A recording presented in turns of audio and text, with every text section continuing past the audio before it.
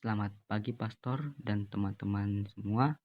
Perkenalkan kami dari kelompok 11 akan membawakan materi yang berjudul mendoakan orang yang sudah meninggal. Nama-nama anggota kelompok kami yaitu Jordan Christopher Liauri, Charles Drolruka, Alvira Tanggang, Arsi Susanti Moga, dan Patricia Francisca Pamela Sumakul. Materi yang akan kami bawakan pada hari ini yaitu yang pertama, mengapa umat Katolik mendoakan orang yang sudah meninggal. Kedua, tulisan-tulisan Bapa Gereja. Ketiga, api penyucian. Keempat, peringatan arwah semua orang beriman. Dan yang kelima, penutup. Masuk pada materi yang pertama yaitu mengapa umat Katolik mendoakan orang yang sudah meninggal. Umat Katolik mendoakan orang yang sudah meninggal berdasarkan apa yang terdapat dalam Alkitab. Yang pertama, kitab 2 Makabe pasal 12 ayatnya yang ke-38 sampai 45. Ketika Yudas Makabe dan anak buahnya hendak menguburkan jenazah pasukan yang gugur di pertempuran, mereka menemukan adanya jimat dan berhala kota Yamnia pada tiap jenazah itu. Maka Yudas mengumpulkan uang untuk dikirimkan ke Yerusalem untuk mempersembahkan korban penghapusan dosa. Perbuatan ini dipuji sebagai perbuatan yang sangat baik dan tepat oleh karena Yudas memikirkan kebangkitan. Sebab perbuatan ini didasari oleh pengharapan akan kebangkitan orang-orang mati. Korban penebus salah ini ditujukan agar mereka yang sudah mati itu dilepaskan dari dosa mereka. Yang kedua, kitab Sirak pasal 7 ayatnya yang ke-33. Hendaklah kemurahan hatimu meliputi semua orang yang hidup, tapi orang mati pun jangan kau kecualikan pula dari kerelaanmu. Ayat ini menunjukkan paham yang mirip dengan 2 Makabe pasal 12 ayatnya ke-43 sampai 46 bahwa bantuan rohani bagi yang sudah mati hendaknya muncul dari kemurahan hati kita yang masih hidup. Prinsip dasar ajaran Gereja Katolik untuk mendoakan jiwa-jiwa orang yang sudah meninggal adalah adanya persekutuan orang kudus yang tidak terputuskan oleh maut. Rasul Paulus menegaskan, sebab aku yakin bahwa baik maut maupun hidup, baik malaikat-malaikat maupun pemerintah-pemerintah, baik yang ada sekarang maupun yang akan datang, atau kuasa-kuasa, baik yang di atas maupun yang di bawah, ataupun sesuatu makhluk lain, tidak akan dapat memisahkan kita dari kasih Allah yang ada dalam Kristus Yesus Tuhan kita. Kuasa kasih Kristus yang mengikat kita semua di dalam satu tubuhnya, itulah yang menjadikan adanya 3 status gereja, yaitu yang masih mengembara di dunia, yang sudah jaya di surga, dan yang masih dimurnikan di api penyucian.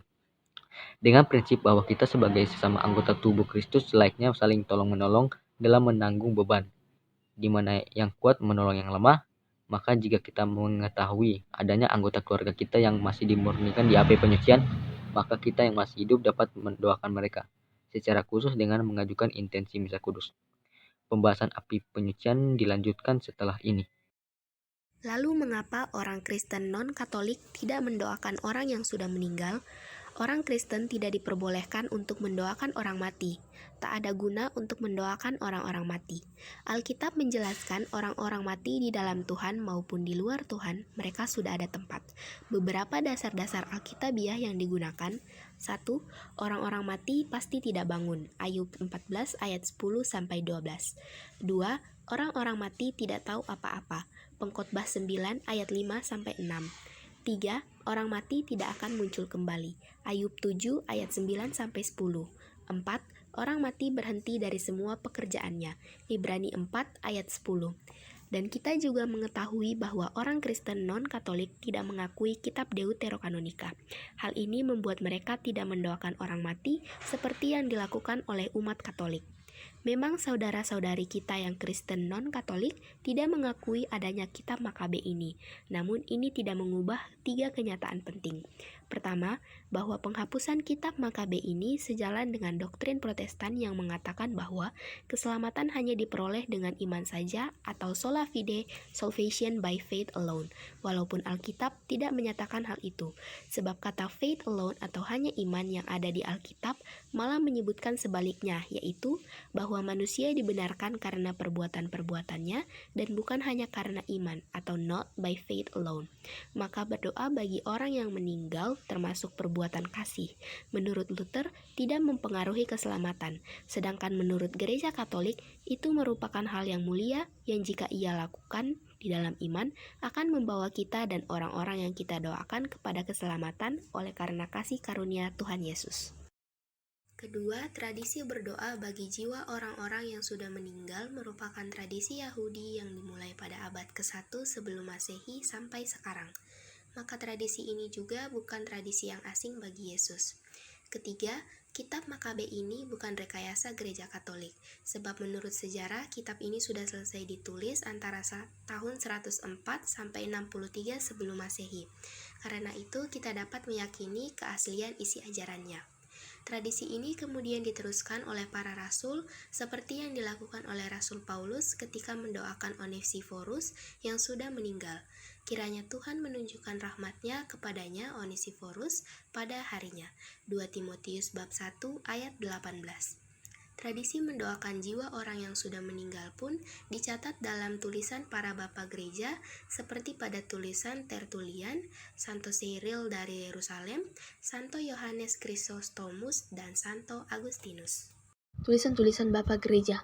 Tradisi mendoakan orang yang sudah meninggal. Tradisi mendoakan jiwa orang yang sudah meninggal pun dicatat dalam tulisan para bapa gereja seperti yang pertama, Tertullian 160 sampai 220 mengajarkan para istri mendoakan suaminya yang telah meninggal dan mendoakan dengan misa kudus setiap memperingati hari wafat suaminya. Yang kedua, Santo Cyril dari Yerusalem 315 sampai 386 mengajarkan agar kita mempersembahkan permohonan bagi orang-orang yang telah meninggal dan mempersembahkan kurban Kristus dalam misa kudus yang menghapus dosa-dosa kita dan mohon belas kasihan Allah kepada mereka dan diri kita. Yang ketiga, Santo Yohanes Chrysostomus 347 sampai 407 mengajarkan agar kita rajin mendoakan jiwa sesama yang sudah meninggal. Baiklah kita membantu mereka yang mengenangkan mereka. Kalau anak-anak Ayub saja telah disucikan oleh kurban yang dibawakan oleh bapaknya, bagaimana kita dapat melakukan bahwa persembahan kita membawa hiburan untuk orang-orang mati? Jangan kita bimbang untuk membantu orang-orang mati dan mempersembahkan doa untuk mereka. Yang keempat, Santo Agustinus 354 sampai 430 mengajarkan bahwa hukuman sementara sebagai konsekuensi dari dosa telah dialami oleh sebagian orang selama hidup di dunia ini, namun sebagian orang yang lain dialami di masa hidup maupun di hidup yang akan datang, namun semua itu dialami sebelum penghakiman terakhir. Namun yang mengalami hukuman sementara setelah kematian tidak akan mengalami hukuman abadi setelah penghakiman terakhir tersebut.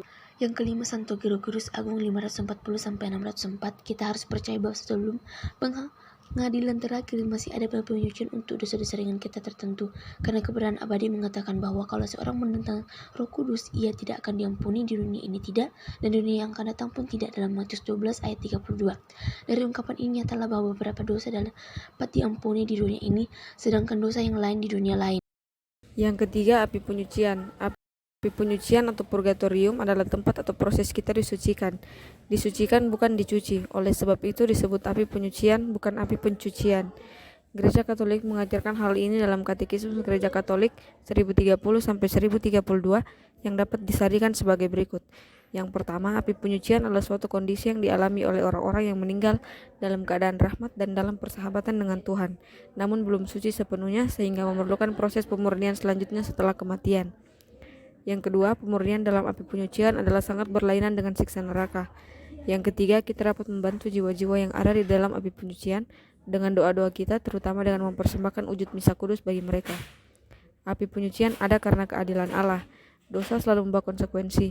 Ada orang-orang yang berpikir bahwa jika Allah mengampuni, maka tidak ada lagi yang harus dipikirkan mengenai akibat dosa sebagai konsekuensinya. Namun kenyataannya hampir seluruh bagian kitab suci menceritakan sebaliknya. Selalu saja ada konsekuensi yang ditanggung oleh manusia jika ia berdosa terhadap Allah, meskipun Allah telah memberikan pengampunan. Kita melihat hal demikian misalnya pada Adam dan Hawa. Setelah diampuni dosanya, mereka diusir dari Taman Eden. Kedua, Raja Daud yang diampuni oleh Allah atas dosanya, berzina dengan Batseba dan membunuh Uria, tetap dihukum oleh Tuhan dengan kematian anaknya. Nabi Musa dan Harun yang berdosa karena tidak percaya dan tidak menghormati Tuhan di hadapan umat Israel, akhirnya tidak dapat masuk ke tanah terjanji.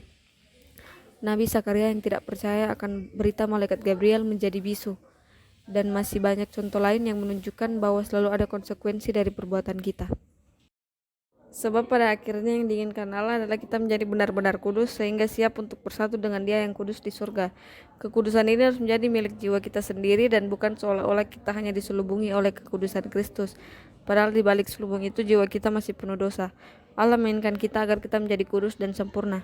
Maka jika kita belum sepenuhnya kudus pada saat kita meninggal, kita masih harus disucikan terlebih dahulu di api penyucian sebelum dapat bersatu dengan Tuhan di surga.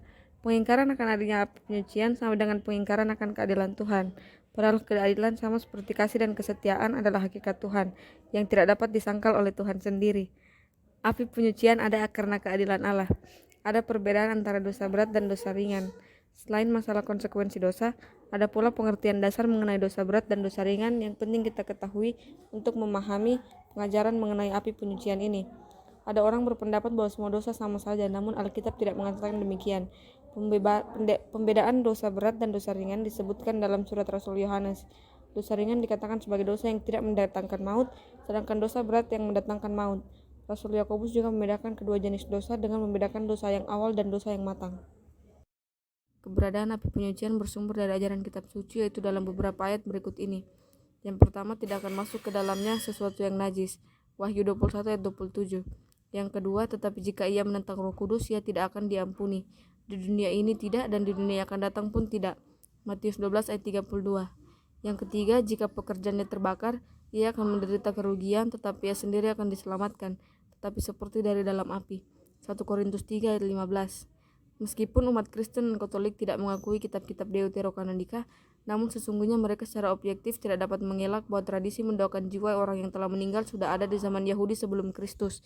Tradisi ini kemudian dituliskan oleh para rasul, seperti yang dilakukan oleh Rasul Paulus ketika mendoakan Onesiforus yang sudah meninggal. Kiranya Tuhan menunjukkan rahmat-Nya kepadanya pada harinya. 2 Timotius 1 ayat 18. Rasul Petrus juga mengajarkan, Kristus telah mati untuk kita.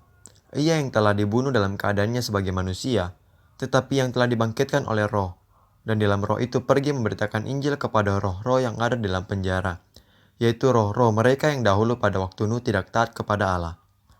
Roh-roh yang ada di dalam penjara ini adalah jiwa-jiwa yang masih terbelenggu di dalam tempat sementara, yang juga dikenal dengan nama Limbo of the Fathers. Selanjutnya Rasul Petrus juga mengatakan bahwa Injil diberitakan juga kepada orang-orang mati, supaya oleh Roh mereka dapat hidup menurut kehendak Allah. Di sini Rasul Petrus mengajarkan adanya tempat ketiga selain surga dan neraka, yaitu yang kini disebut sebagai api penyucian. Yang keempat, peringatan arwah semua orang beriman. Umat Kristiani telah berdoa bagi para saudara-saudari mereka yang telah wafat sejak masa awal. Hal ini menunjukkan bahwa jemaat Kristen perdana percaya bahwa doa-doa mereka dapat memberikan efek positif kepada jiwa-jiwa yang telah wafat tersebut. Berhubungan dengan praktek ini adalah ajaran tentang api penyucian. Kitab Perjanjian Baru secara implisit mengajarkan adanya masa pemurnian yang dialami umat beriman setelah kematian. Yesus mengajarkan secara tidak langsung bahwa ada dosa-dosa yang dapat diampuni setelah kehidupan di dunia ini. Lihat Matius 12 ayat 32. Dan ini mengisyaratkan adanya tempat atau keadaan yang bukan surga, karena di surga tidak ada dosa, dan bukan pula neraka, karena di neraka sudah tidak ada lagi pengampunan dosa. Rasul Paulus mengatakan bahwa kita diselamatkan tetapi seolah melalui api. Para bapak gereja termasuk Santo Agustinus dalam Enchiridion of Faith, Hope, and Love dan City of God merumuskannya dalam ajaran akan adanya pemurnian jiwa setelah kematian. Pada hari-hari awal, nama-nama jemaat yang wafat dituliskan di atas plakat diptik. Di abad ke-6, komunitas Benediktin memperingati jiwa-jiwa mereka yang meninggal pada hari perayaan Pentakosta. Perayaan arwah menjadi peringatan universal, di bawah pengaruh Rahib Odilo dari Cluny tahun 1998. Ketika ia menetapkan perayaan tahunan di rumah-rumah Ordo Benediktin pada tanggal 2 November, yang kemudian menyebar ke kalangan biara Kartusian. Sekarang gereja Katolik merayakannya pada tanggal 2 November, seperti juga gereja Anglikan dan sebagian gereja Lutheran. Dari keterangan di atas, tidak disebutkan mengapa dipilih bulan November dan bukan bulan-bulan yang lain. Namun, jika kita melihat kepada kalender liturgi gereja, maka kita mengetahui bahwa bulan November merupakan akhir tahun liturgi, sebelum gereja memasuki tahun liturgi yang baru pada masa Advent, yaitu sebelum merayakan Natal atau kelahiran Kristus. Penutup, sebelum mempersiapkan kedatangan Kristus, kita diajak untuk merenungkan terlebih dahulu akan kehidupan sementara di dunia, tentang akhir hidup kita kelak, agar kita dapat akhirnya nanti tergabung dalam bilangan para kudus di surga. Kita juga diajak untuk merenungkan makna kematian dengan mendoakan para saudara-saudari kita yang telah mendahului kita. Juga pada bulan November ini, bacaan-bacaan Misa Kudus adalah tentang akhir dunia, yaitu untuk mengingatkan kita tentang akhir hidup kita yang harus kita persiapkan dalam persekutuan dengan Kristus. Harapannya adalah dengan merenungkan akhir hidup kita di dunia, kita akan lebih dapat lagi menghargai misteri inkarnasi Allah pada hari Natal, yang memungkinkan kita untuk dapat bergabung dalam bilangan para kudusnya dalam kehidupan kekal di surga.